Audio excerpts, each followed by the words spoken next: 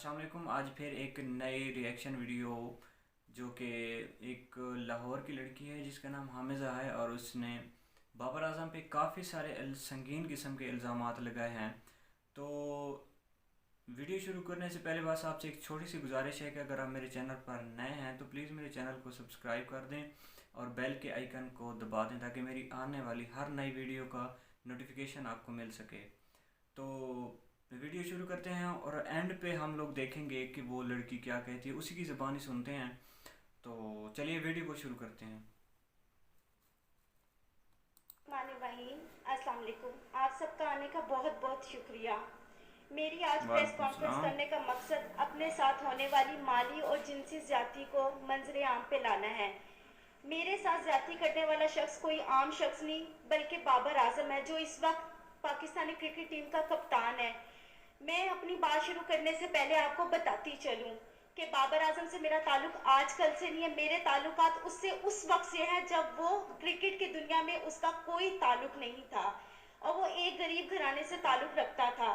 आप तुम सब तमाम सहाफ़ी भाइयों से मेरी रिक्वेस्ट है कि मुझे इंसाफ दिलाया जाए और मैं उम्मीद रखती हूँ कि आप हर हाल में मुझे इंसाफ दिलाएंगे ताकि आइंदा कौम की किसी बेटी के साथ इस तरह की ज्यादती ना हो जो मेरे साथ हुई है।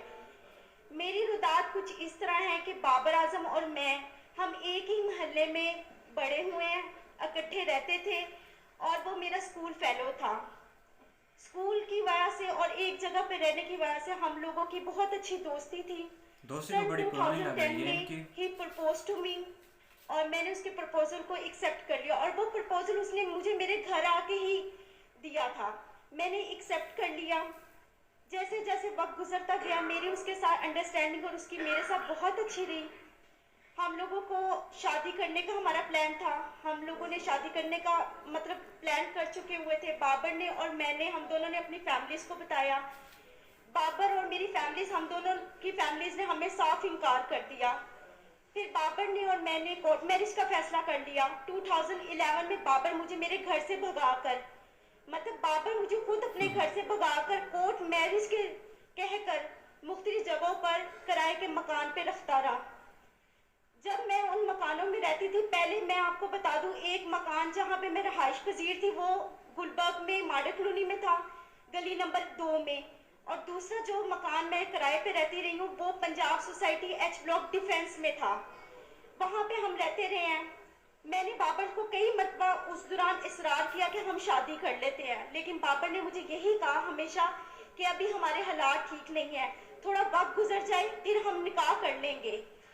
हालात थे इस तरह के कि हम लोगों के कोई खाने पीने का कोई इस तरह नहीं था। मैं नौकरी करना शुरू होगी। बाबर ने मुझे बताया था कि वो क्रिकेट खेलना चाहता है और उसको क्रिकेट का बहुत शौक है और मैंने उसकी इस कोशिश में पूरी कोशिश की है। अपनी मेहनत हद से ज़्यादा मैंने उसके साथ अपनी मेहनत की है उसके साथ मिलके। 2014 में ऐसे वक्त गुजरता गया है। 2014 में से पहले मेरा सलोन, मैंने नौकरी के साथ साथ सलोन बनाया। सलोन मेरा चलता रहा। सलोन से मेरी जितनी इनकम आती थी मैं सारी बाबर आजम को देती थी।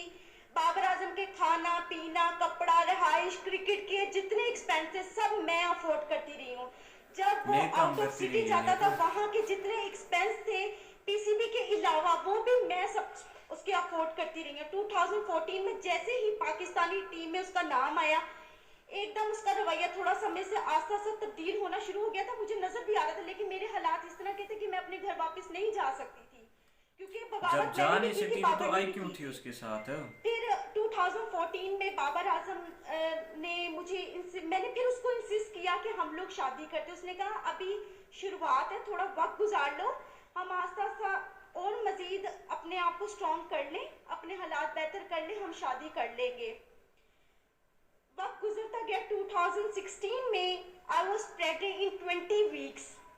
जब मैंने बाबर को बताया, उसका ये खबर सुन के एकदम रवैया इतना अजीब हो गया मेरे साथ, जैसे मैंने कोई गुनाह कर लिया है। मुझे मारा पीटा, काफी मुझे इंसिस्ट किया और सवाब का काम और किया है कि मैंने बिना निकाह मैं के उस वक्त प्रेग्नेंट हो बेबस गई थी तो। बिकॉज मेरे पास तो कोई और ऑप्शन नहीं था।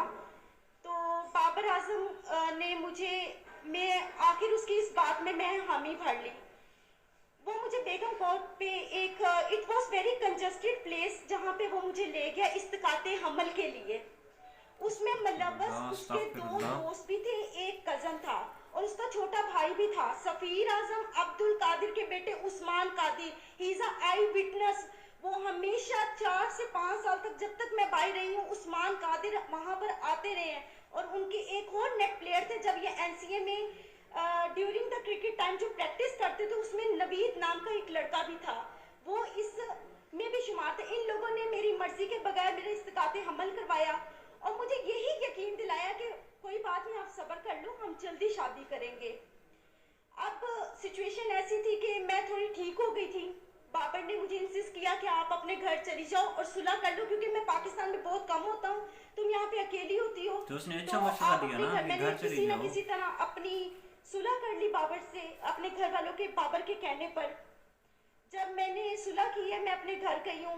बाबर का रवैया दिन ब दिन जैसे जैसे वो अरूज पे आ रहा, तो उसकी हवस भी उतनी बढ़ती जा रही थी। वो मेरे साथ वो ताल्लुकात बनाता रहा जो ना हमारा कोई कानून इस चीज की इजाजत देता और ना ही हमें इस्लाम इजाजत देता है।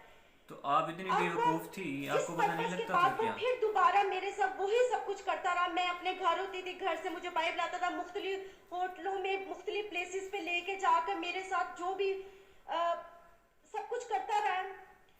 जब ये सब हालात मेरे चलते रहे हैं, 2017 में आखिरकार इसने इतनी मरतबा मुझे मारा, इतनी मरतबा मुझे मारा पीटा, और मुझे कई मरतबा इस दौरान इसने इनकारी भी शादी से की है।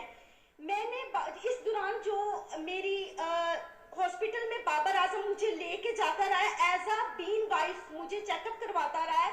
यहाँ पे उसकी प्रॉपर मेरे पास एविडेंस मौजूद है, जिसकी ये सब वो एविडेंस है जिसपे मेंशन है कि बाबर आजम मुझे उस हॉस्पिटल में लेकर जाता रहा, क्योंकि मेरा आईडी कार्ड नहीं था और वहां पे बाबर आजम की आइडेंटिटी लगती रही थी। ठीक है, ये उस चीज के एविडेंस है।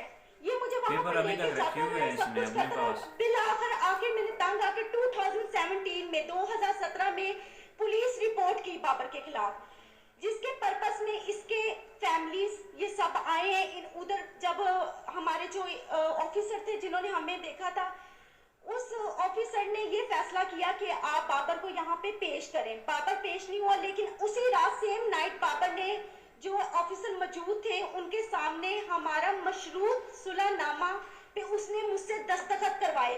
और इस वक्त 2017 में जो मैंने पुलिस कंप्लेन की थी बाबर के अगेंस्ट, बाबर की वो अगेंस्ट नसीराबाद में फेडेक्स ऑफिस में दर्ज है एप्लीकेशन।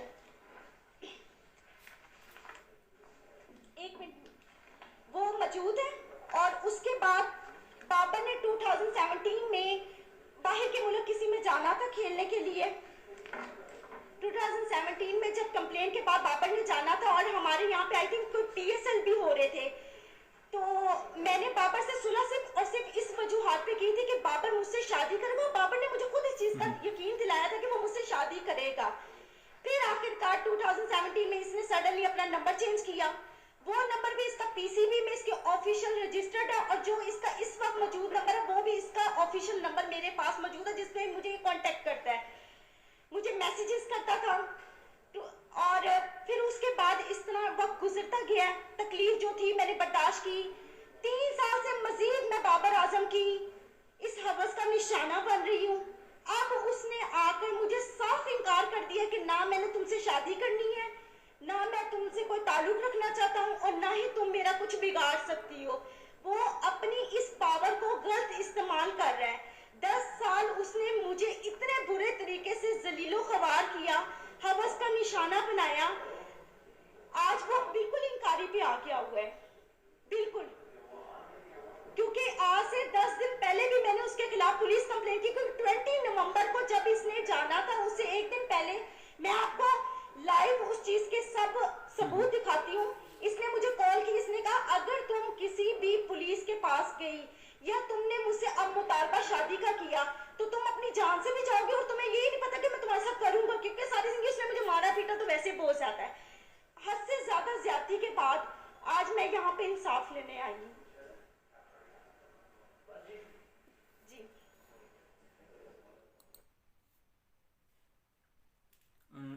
आपने जो है वो वीडियो देख ली है, मैंने भी देख ली है, और